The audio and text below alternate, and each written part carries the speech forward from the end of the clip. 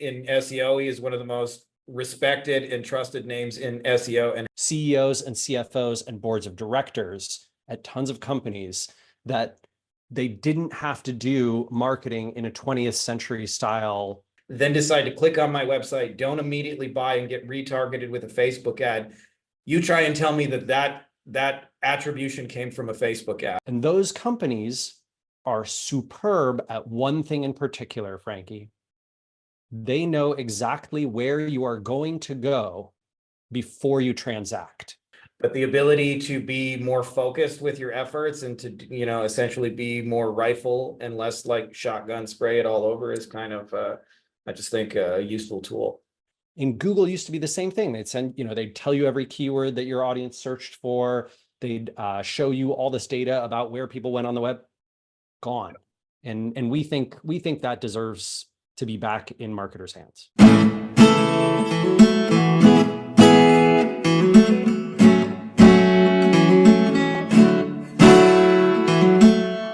All right, what is up, my crazy, sexy, amazing agency owner motherfuckers out there? You guys are in for a treat today. Rand Fishkin, many people call him the godfather of SEO. I was actually talking to Rand just off air a little bit here, but like he's been publishing content on the same topic for 20 years. A lot of you guys tell me I made 2 posts and I'm not a trillionaire yet. This man has been for 2 decades publishing stuff about SEO. He's written a couple of books. How I first discovered him decades ago is Moz, which were really the best tools to run analysis for clients and all our websites and stuff back in the day.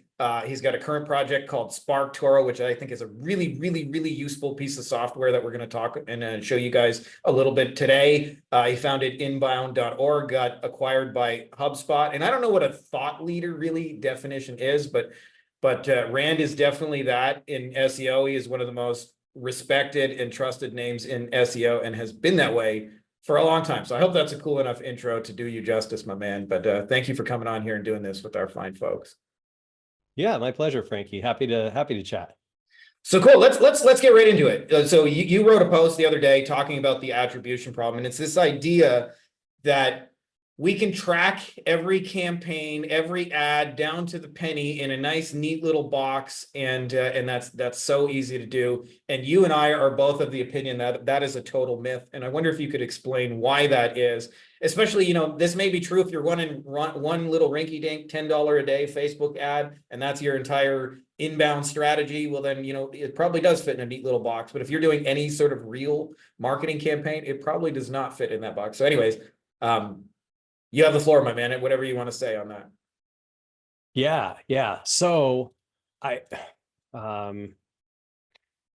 think the broad answer here is that for the last 15 years, especially, digital marketing sort of convinced brands, media buyers, ad agencies, marketers of all kinds, and CEOs and CFOs and boards of directors at tons of companies that they didn't have to do marketing in a 20th century style system, which was essentially, let's go, put up a billboard, let's go run a radio ad, let's go put something on TV, and then we see if we get lift from that. And if we do, we keep doing the thing, but we can't perfectly attribute it. We don't know that any given consumer bought our frozen yogurt because they saw the ad on television, because they heard it on the radio, because they saw the billboard. The promise of digital marketing, as you know well, was we're going to show this digital billboard, this digital radio ad, this digital TV spot, this piece of content, this ranking for this search engine term, anything you can possibly imagine in the digital world, we're going to show that to a customer or a potential customer, and then we're going to track them across their journey on the web. And once they convert, we'll be able to look back and say, these channels were responsible in these quantities and deserve this amount of credit for contributing to the eventual conversion. And so therefore we know the return on investment of every marketing channel that we invest in. Yeah, that's like the Holy Grail right there. It's the Holy Grail. And it was not only promised, it was I would say nearly delivered on, 75% delivered on in, let's say, 2013, maybe 2014. you could build a reasonable, maybe 75, 80% of the way there model in those years, because almost every website passed referral data, because Google sent you every clicks search term that sent that visit, because almost every social network that sent a visit gave you referral data, because every ad had tracking, and because almost no users of the web used any kind of privacy or ad blocker systems. There was no GDPR to interfere with this. There was no California privacy law. Canada has a bunch of privacy laws. All of these changes, SSL certificates blocking referral traffic, referral data from secure websites to insecure ones, all of these changes over the last 10 years have slowly made less and less and less of that information possible to track and possible to connect up. And unfortunately, simultaneous to that, more and more CEOs and CFOs and boards of directors bought into the idea that marketing isn't just measurable, it's attributable. Yeah. And today, if you look at the technological challenges, the legal challenges, the user-based challenges, right? We all use multiple devices for our different journeys. It's really impossible to attribute these things. And I would contest just one thing that you said in that intro piece, Frankie, which is you said, hey, if you have just a $10 Facebook campaign or an Instagram campaign or whatever, and that's the only marketing thing you're doing, then you can reasonably track it and attribute it. Sort of, but you're essentially doing the 20th century style lift-based measurement if you're only using that one channel and seeing like, oh, what happens if we turn off the Instagram ad? What happens if we turn it on? What happens if we spend more? Yeah, and you had, can I just add real quick, because you had a brilliant post where you mentioned, if you're in the grocery store and you're not sure, you're trying to make risotto and you don't know what kind of rice to buy, you Google what's the best kind of rice, and Google says risotto. Well, you just converted, but tell me where's the data that just said I converted for risotto rice from arborio.com when you never even went to the website, right? This is exactly the problem that we're talking about. And that is one of 10 million potential ways that someone will convert and transact without there being any data available to the marketing team or the finance team proving where it came from. And I would just say that people who are building what they believe are highly sophisticated, machine learning driven, AI driven models using econometrics and marketing mix modeling. I hate to say it, but unless you're spending literally $100 million a quarter and 90+% of that spending is on specific ad channels, and those ad channels are all you're really trying to attribute, you don't have the scale to be using that technology. Yeah. It just doesn't work at any smaller scale. We could quibble about whether it's 50 million or 100 million, but for 99.9% of businesses and business owners, you cannot perfectly attribute your marketing channels and your marketing mix. And if you're trying, you're probably wasting time that could have been spent creating stuff that people would actually like and use and trust you with and buy from you because that gets an amen from me over there, because to me this is actually not a new problem. I've been in a lot of the top lawyer masterminds, been sitting with the personal injury lawyers, the a-holes you guys all see on the billboards, and one of the challenges they had is we would always talk about tracking. And they one of the things is a lot of lawyers have a branded phone number, something that's easy to remember. So in the phone number, you don't have to remember 7 digits. Like there's one guy who's like 9999999, call all nines and you get me. But they would have this problem. They'd go, well, if somebody sees 20 years of TV commercials, gets in a car accident, on the way to the hospital, they look out the window, they see a billboard of mine. Then a couple weeks later, they go home and Google personal injury lawyers. They see my pay-per-click ad, don't click it, scroll past, read my reviews, then decide to click on my website, don't immediately buy and get retargeted with a Facebook ad. You try and tell me that attribution came from a Facebook ad, and I'll call you a liar, right? And fundamentally, the problem, I think the biggest problem here is that there are a handful of extremely large, powerful companies that have a huge amount of influence over sort of the online journey that almost everyone experiences. Yeah. Facebook, Google, Apple, to a lesser extent, but in retail quite strongly, Amazon. And those companies are superb at one thing in particular, Frankie. They know exactly where you are going to go before you transact. Yeah. And so they make sure that if you buy advertising with them, your ad appears in places where you almost certainly will go before you make that purchase. Yeah. The crappy thing, the thing that sucks, but is almost always true, is that if you were to turn off all of those ads, you would find that 90, 95, 99% of those conversions still took place. Yeah. So what Google and Facebook and Apple are great at is taking credit for sales that already would have happened. Yeah. And CFOs and CMOs and boards of directors, they are thrilled to see that report saying, hey, we spent $1 million last quarter with Facebook and we made $1.21 million in net margin on the sales that we got through that channel.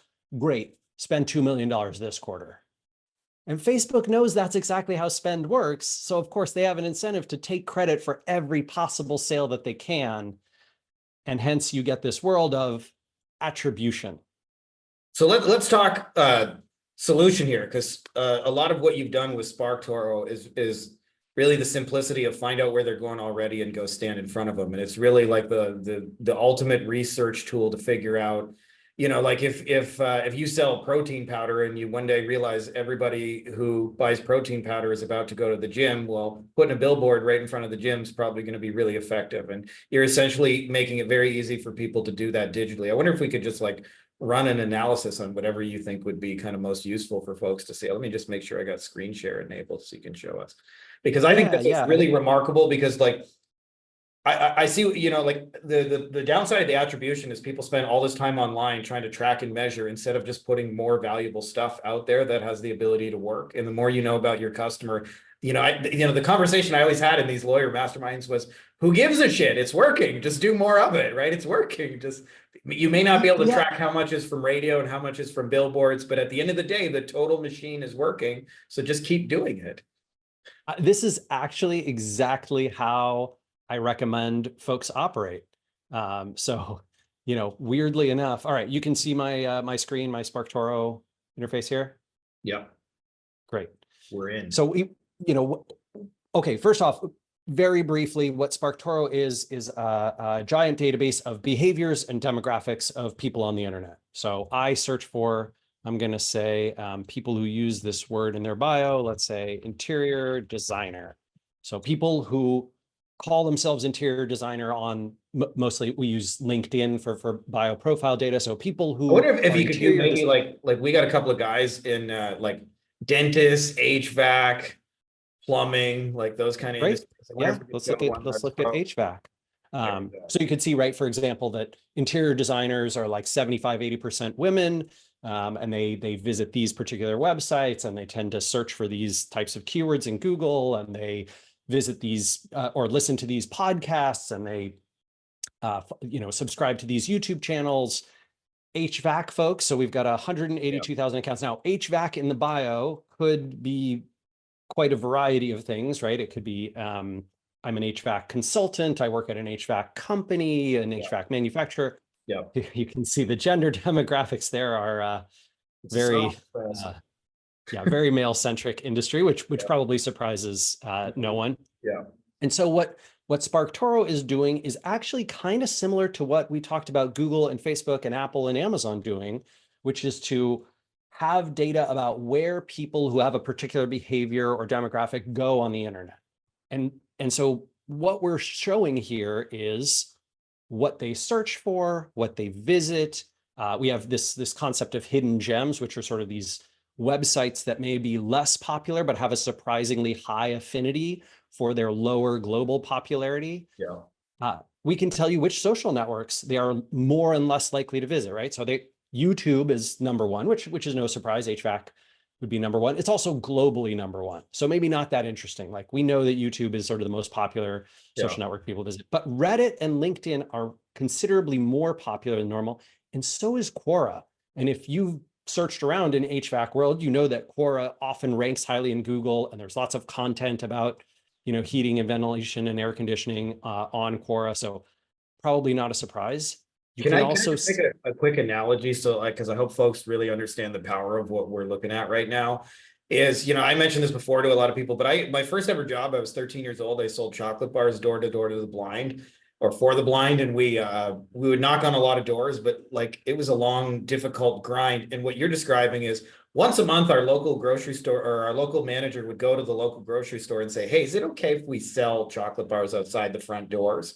And the manager was always cool with it. And we would normally take 5, 6, 7 hours to sell out all our chocolate. But when we all stood in front of the grocery store, it took 10, 15 minutes for those conversions to happen because people like literally got in the car, money in hand, intending to spend it, and we just interrupted them on the way. And it was like every 5 seconds, a new buyer walked by. And so when you have this level of data, like you're essentially going, this is all the digital grocery stores that they're going to.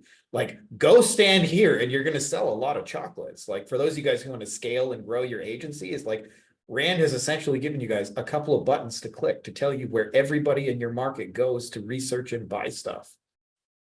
Yeah. I mean, and I want to be clear. We're not quite all the way there to the grocery store because this still requires quite a lot of thoughtful intelligence, right? So you might say, for example, like, oh, you know what?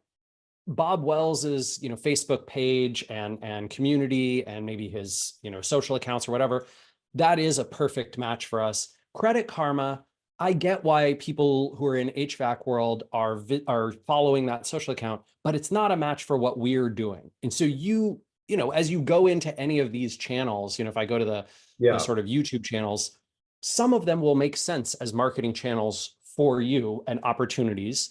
Yeah. But in different ways, right? Maybe Granger, you're like, yeah, I don't know what I could possibly do with them, but HVAC school, I know that they have a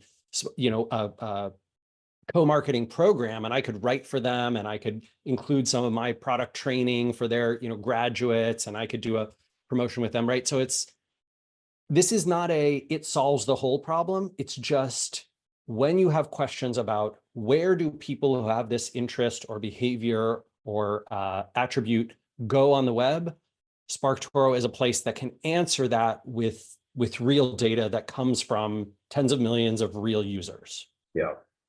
Yeah, so like, for example, like you got a list of podcasts, like for those guys who like, do podcast market, it's pretty useful to know which ones the HVAC guys are already listening to, right? Like that, I've been telling you guys for a while, like why chase people one-to-one like everybody else says, when you can go stand in front of the podcast grocery store, show them some value and ultimately, have them believe they discovered you rather than you went and stood in front of the grocery store.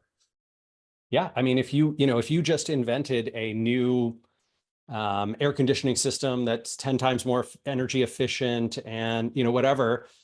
Yeah. You know what? Maybe buying a brief spot on Mad Money with Jim Cramer's podcast is worth the $50,000 spend because your audience is actually there.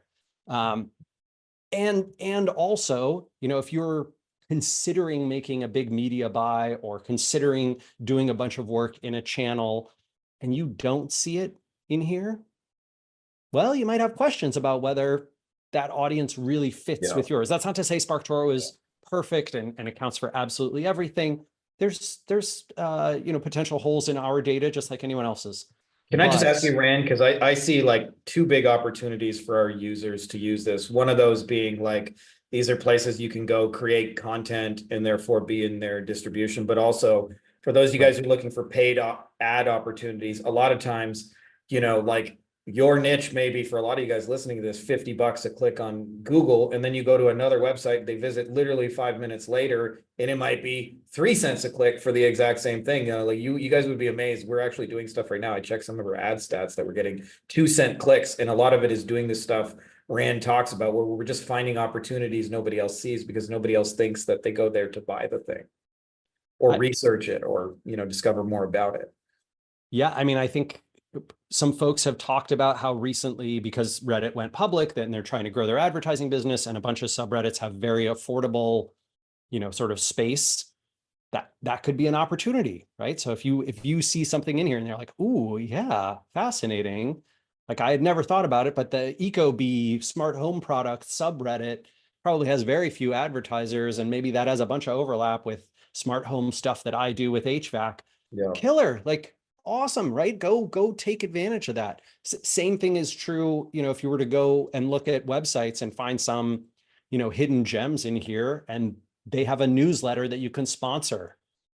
We've done a couple newsletter sponsorships that have been absolutely incredible in terms of branding and awareness. A lot of what we do is like drive people to our homepage, which lets them run searches for free, right? We have kind of a freemium model product. Yeah.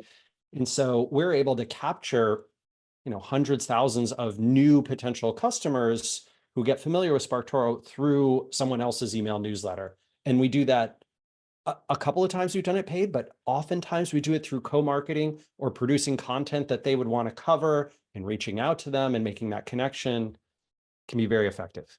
Yeah. I'm a big fan of that. By the way, that's why I say like I'm a bigger fan of identify where the audience is already than a lot of what, is being taught in our space to do this all one-to-one. Yeah. It is the side effect of this is it gives you guys, it takes a significant chunk off your to-do list. Like some of you guys tell me you're messaging 10,000 dentists a day when you could just be messaging one website where 10,000 dentists go already, and standing in front of all the dentists at once. And it's more efficient, and there's more expertise, and they're more open to trust you because they found you. So like, I just thought that would be useful to share. He's going to blow our mind. Yeah. And I mentioned there's a few different ways to search this thing. And I also, I'm very sensitive about like selling to someone. So my only pitch is this product is free. You are welcome to try it out. Obviously not all the data that you see in my version is in the free version, but you can get a lot of value from the free version. We have almost 200,000 marketers who use the free version right now. And it's great. Like we love giving away this data and helping people be more, kind of thoughtful and well-informed about where they're doing their marketing. And you guys have a twofold effect because, you guys are running this for clients. So you have not only, your own campaigns, which can benefit your agency, but also like a trickle down effect of being able to replicate this for clients and things like that. And yeah, to be clear, we are not an agency. We don't have any, I guess, like agency style clients. We have about 1,500 paying subscribers to SparkToro, but about 40% of those are agencies and consultants, and then another 40% who are in-house marketers. And we don't try and compete. In fact, if you're an agency and you use SparkToro, we sometimes we often refer business to you, right? Because people come to us and be like, hey, do you know a good agency that is great at using SparkToro and helping us find our source of influence? Then we'll, reach out to folks and be like, hey, we saw that you help people with this. Can you, would you be interested in this client lead? Yeah, I love it. It's an 80-20 opportunity sifter for you guys to in a couple of clicks to identify where the key opportunities are so you can focus. I know in this day and age, there's probably 87,000 shiny distractions coming at us daily. But the ability to be more focused with your efforts and to, essentially be more rifle and less like shotgun spray it all over is kind of, I just think a useful tool. Yeah. And, I think we are all kind of trapped in this marketing duopoly, advertising duopoly of Meta and Google. It is extremely frustrating for many folks to try and break out of that. And one of the things that we want to enable with SparkToro is this mentality of my audience already pays attention to these places. All I need to know is what they are. And then, everyone listening to this is creative and thoughtful and tactically intelligent enough to go figure out what to do to be in those places.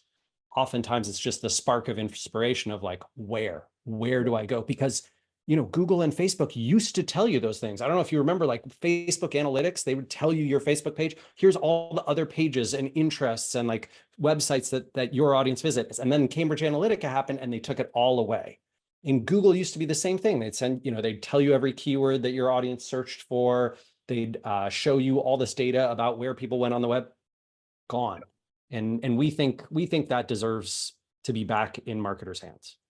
Amen to that. Well, Rand, I want to be super respectful of your time. We appreciate you coming on here and doing this. This is super cool. I would suggest for you guys, like as Rand mentioned, go run a couple of free searches. If you guys don't get a couple ideas that are worth just figuring out, hey, I never would have thought my audience is there, and there's lots of cool things for you guys to discover. I've actually, had shout out to Sean Collins for arranging this for us, but we already have a couple opportunities we're working on thanks to you guys and what the analysis Sean ran for us. So, anyways, I won't keep you guys here. We appreciate you. Go check it out. I'll put some links for you guys below so you can, find it super easy and give it a whirl. I'm a big fan of, as we mentioned, the grocery store model. And as Rand mentioned, it's not necessarily 100% there, but it'll take you, much closer, much faster than you could get there on your own. So anyways, we appreciate you, my man.